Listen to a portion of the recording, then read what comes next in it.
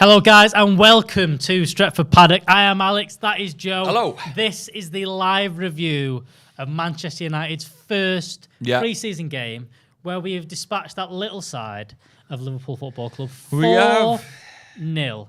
Joe, that was a bit of all right, wasn't it? It was all right. With first things first, let's lay out some ground rules of this review. Yes, it is a pre-season friendly. Yes, teams made upwards of 11 plus subs. Yes, Liverpool started with a poor, squad, and then sort of changed things as the half went on. But having said all that, we still managed to score 4 goals. We still managed to make some of our players look miles better than they were last season. And our youngsters still managed to stop, I say youngsters, a mixture of youngsters and, say, reserve players like Bailly, still managed to stop Liverpool's better players from scoring in the second half. Yeah. You can take positives from many things. Yeah. And I think we go into that not getting ahead of ourselves, but just enjoying the fact that United won that game.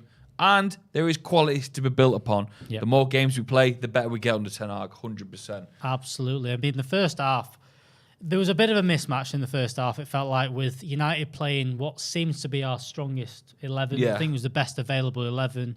The question marks over whether a centre-half, which full-backs will be the best, and potentially could we have improved on Freddie McTominay. But it was a very, very strong 11 against a mixed Liverpool 11. We obviously scored the 3 goals. Yeah. Some really good goals in there. Really nice goals, I thought the Sancho goal, all coming from him down the left-hand side, after he'd switched wings, scoring a fantastic goal, getting that there. There was then the really good bit of football that led towards, that pass through the middle that got cut out, and then that lovely little chip. Lovely little chip by Fred. And then the third goal, Anthony Martial. Really nice. Capitalising on a mistake from Liverpool, but driving through and doing a very Martial. And let's not forget, we say there's Alisson in that net, and he's a world-class goalkeeper, and Martial took the ball down, went on one-on-one, and just got it past him. So, people will say that there's things in this game where you can't get too excited about, but you can say that Martial took an opportunity, and he managed to get a goal past, one of the best keepers in the world. So I'll take that. He does. Obviously, we made big changes. We'll kind of split it into 2. For the first half, we talked a lot about Jadon Sancho and how we were impressed with him. Anthony Martial coming back into that team, having been tossed aside, went to Sevilla, didn't even get a game there. Yeah. He's come back in, looked really good. I thought Marcus Rashford was good in places, but maybe not. Didn't have his best of games. 3, he wasn't the strongest. But he didn't have a bad game. Have a bad game. It would be nice to see him scoring though. Bruno, what did you make of him? I thought he was very good. He looked quite quick. He looked like he was joining his role. He looked like he had a bit more freedom. And I think essentially that's why we liked Sancho and Fernandes as well, because Sancho and Fernandes both have these creative qualities about them that are just amazing. Yeah. You see some of their individual brilliance. And what Ten Hag allowed them to do was just show that off a bit. Yep. Sancho with his feet looks so quick and elegant in some of his passes and his movements of play. And then Fernandes did the same. He looked like he was enjoying himself. Yeah. Although, there was a little bit of nerves maybe in the first 5-10 minutes, but they were all brushed to one side. So it was nice to see that. We have got a few quotes from the gaffer, Erik Ten Hag. We are satisfied today. We played with a great team spirit. He then brings things back a little bit, going, believe me, I have seen a lot of mistakes. It will take a lot of team. We have not overestimated this result. And we've not really. Not said 21 is coming, or we're going to win the quadruple and all that kind of stuff. We're just keeping it nice and normal. And, we have don't get ahead of ourselves. No. Malassi has then also been speaking to them. We'll go on to the second half in a little bit. We'll talk about Malassia's kind of debut and stuff. But he said, it's very happy. It feels amazing to be here. It was difficult because the weather is very hot. I want to bring some good defence, assists and energy to the team. It's a dream for me to play in the Premier League. He's not stopped smiling, I don't think, Malassia, since he's come in. So I'm looking forward to seeing him. Abdul was saying during the game, a lot of the players we saw in the second half, we kind of want to see them slotted into a best 11 rather than a full mismatched 11, because we'll go on to the second half now. It was 10 changes. De Gea then came off as well. You saw which Tom was Heaton weird, because De Gea didn't come off for the initial change. Do you think he picked up something? Or? I'm hoping not. I'm hoping it's not an injury, because we've mentioned, Henderson's already gone out on loan. I like Tom Heaton, but I don't want him as my first choice goalkeeper for next season. Waiting to see whether there has been any injury to David De Gea or any of the players after today. Varane went down a little bit, but no, he got back up and it was all right. But the second half, you saw the changes. the back four of Wan-Bissaka, Erik Bailly, who we'll definitely talk about, Alex Telles playing at left centre half, and then Malacia made his debut. The one player I want to talk about for that second half, big time, and really impressed me, Zidane Iqbal. To go into that midfield up against potentially Liverpool's strongest 11. Yeah. And look, was he out of position now and again? Yes. Did he not venture forward too much? Yes. But the confidence he showed was amazing in that game. I think, there's if you were to put someone in front of a game of football who's never watched football before and go pick out the youngsters in the squad, like the ones that maybe not look as confident, the ones that look a bit less like they've been training or in the gym, they wouldn't have picked Zidane out because Zidane looked insane. He looked built. He looked quite confident in what he was in his demeanour. And he had a bit of strength about him, which was nice. Abdul says he even spotted him at the gym where Abdul goes to. So not even is he is he training with United constantly. He is focusing on his game outside of the club, which is what you need. We need to fill our team with not just world-class players, but with world-class attitudes. Because we didn't have that last season. We had players who let their heads drop too early. So if Iqbal's coming into the squad with, nice ability, but a better attitude, that is what I want. And he did. He looked like he had it. And he'll learn from that. And he'll have one-on-one sessions with the analysis teams. And they'll watch back his highlights. And they'll go, what are you doing there? What are you doing there?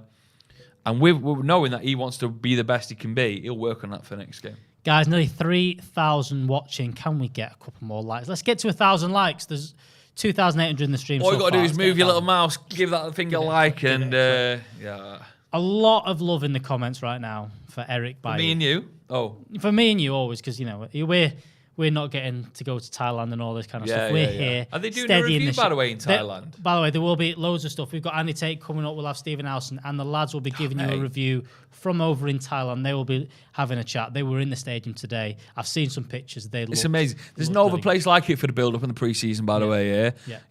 From the outside looking in, the guys are working so hard. Make sure you've got the best previews, reviews, etc. Absolutely. So loads. So let's talk about Erik Bailly as well, because Erik Bailly. I mean, he was a bit. He's mad. I said in the game, he's crazy mad player to watch. The quality of him now and again, how confident he think is of himself, is unbelievable. And the goal in the second half summed that up. He's intercepted it in the second half. He's then gone, do you know what? I'm going to go past Thiago Alcantara with a bit of a step over. He then plays a lovely pass through and then keeps running. Kept going. Kept going. A couple of passes there. It could have fell to him to finish, but Palestri takes it and finishes it. And I think even Bailly would have loved Palestri taking that because he's a youngster. He needs that little confidence boost, to set himself up for the main team. But Bailly was sort of in the first 5-10 minutes a bit all over the place. There was a bit of a key moment in our half, in our box. I remember. We give it away, but then he saves it and he blocks it. And he sort of harmed himself but backed himself. But that is Erik Bailly. That is Erik Bailly. Look, the big question will be: is Erik Bailly going to be one that stays for next season? Is he going to be one of the ones that's challenging those two? We talked about Martinez coming in as a potential centre back, but. Look, I think those four it's a good four centre. I don't think we need to be looking at centre half. I think if Martinez comes in, I think it'll be more in covering midfield. But Maguire, Bailly, Varane, and Lindelof, I think is a good four. I think that the system we played today, I think some of them, especially Erik Bailly, thrived in the chaos of that. We didn't really want to sit back and all that kind of stuff. He allowed, we knew that we were going to have balls in behind. We were going to do that. I think Bailly did very, very well in that. Very well indeed, of course. Let's have a look at your comments, guys. Get your comments in. We'll go through some of them.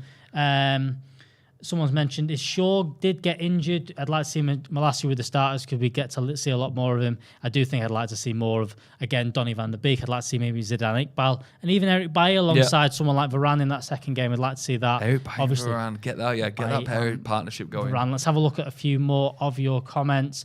Finton saying Malacia looked good physicality and some clever touches. I think he recovered really well in a couple of times today. Jeremy saying, interested to see if Ten Hag can get rid of Hannibal's ego that he's been reported because Hannibal was one of the ones that didn't get. I think he's one of the ones that one that didn't really get on the pitch today. Maybe it's like he will. Maybe that's part of the getting rid of the. I don't know if the ego thing is true, but maybe it's just got to say you're not big. You're not. This is my team. I've got a question for you, listeners. What do we make of McFred? They played in the first half. I don't think they're anything special. And I think if Ten Hag gets his way, that could be one of the last times we see McFred, apart from maybe a Carabao Cup. Yeah, I think that the big thing for me is you want to see Frankie de Jong in alongside them, bit of quality. I want to see Garner in alongside them as well. But I do think you're going to see one of the two in pretty much every game. I don't think we're going to replace them. I think he wants someone to keep the ball. We talk about all these players we've got: Fred, McTominay, Garner, all players that want to win the ball back, all players that want to break play up as well as having maybe a little bit more quality on the ball. I think that keep them as your ball winner, and then your next one. If you bring in someone like Frankie de Jong, I think that will help. Let's have a look at a few more of that. Savage was neat. Charlie Savage did a great look. That second half to play against Liverpool's strongest team with a pretty mismatched. No real holding midfielder at all. I don't think Charlie Savage or Zidane Iqbal play in those positions normally. No. Donny van der Beek was playing in the number 10. To keep a clean sheet was impressive. It was nice. I think the best thing about Savage is that we're not really talking about him too much because he didn't lose the ball or give it away. He just did the job. And essentially, you need midfielders to not really steal the headlines because they're either stealing it for the wrong reasons, which we've seen Fred and McTominay do over the last couple of seasons, or they're having worldies. And we don't expect a worldie straight away from Savage. No. How many headlines did Carrick grab? How many headlines did Fletcher grab? Hardly any, but they did the job and you missed them. Yeah. So the fact that Savage is just done a job. Anthony Martial named the man of the match. Again, we spoke about him a little bit. We'll go into a bit more detail now. Anthony Martial is going to have a lot of pressure put on him with all this Ronaldo stuff because we've mentioned here, if Ronaldo doesn't train, if Ronaldo doesn't come on pre-season tour, there's a good chance Anthony Martial plays down the middle all the way through the pre-season as our main striker. There's going to be a lot of pressure on him, and I think he was really, really good today. I think he was nice, I think what we saw there was interesting, that it was quite fluid in the top three. So you essentially had either Martial to the wide or left or right, Rashford doing the same, different people down the middle. Apart from Sancho never really went down the middle, but he could occupy the left or the right. So, going forward, it could be a way of occupying the defenders, keeping the defenders on the toes, and not really putting the full force of the striking pressure on Martial and allowing him to do his things on the wing, and maybe putting Rashford down the middle now and again, which I still think, and Abdul talked about it during the watch long, well, it's not essentially a bad idea having Rashford down the middle. No. Some of his stats has proven he can do it. So if they've got that nice fluidity in the top three, I think we're into something good there. I definitely think so. I think we definitely need to strengthen those positions, but if those are the three we start the season with, I wouldn't be too annoyed. But I'd like to say we need more than that. We need Ronaldo back in there or someone else, and then we need some cover in those positions. I don't think Ethan Laird didn't really impress me. Not Ethan Laird. Elanga didn't really impress me today. I don't think Elanga's okay. I think his best game. I'm sorry, but I think Elanga might be one of those players that's had their day in the sun, that's had their Makeda moments. I don't want to write him off just yet. I don't want to write him off. Right, all right, maybe I just write him off. But I'm saying, we look back on him and go, is he the Oberton of, is he the Januzaj of our, we've seen it before. Oberton's harsh. Very harsh. That is really harsh. All right. I'm just thinking really about harsh. players that we might have thought would be good one day. Yeah. And would be a good Premier League player for someone else, but maybe not at the standard we want to play. Absolutely. We're not going to talk about Liverpool missing chances like Darwin Núñez did, 100 million quid missing an open goal.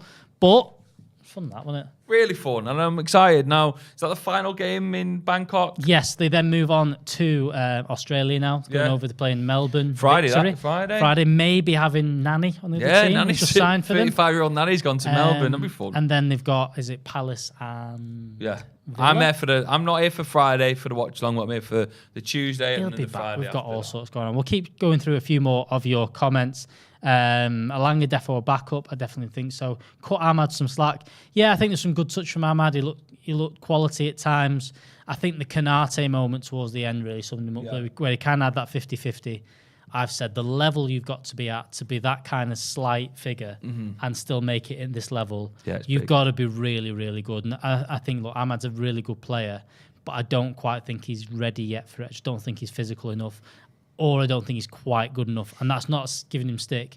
It's just when you're the size that Ahmad is, you have to be 10 times better than someone. Of course. That's the physicality of someone like a Rashford or a Elanga that can use his pace and a bit of strength to get out of trouble. If you're Ahmad, you really do have to be very, very good. What else do we have in the comments? Let's have a look. There's people talking about the trophy. I've not seen the trophy lift. Have we done a trophy lift? Hopefully not. We've done a trophy lift. Oh, God, that's a bit embarrassing, isn't it? I don't like that. I didn't Who like did it? Who picked it up? Bruno?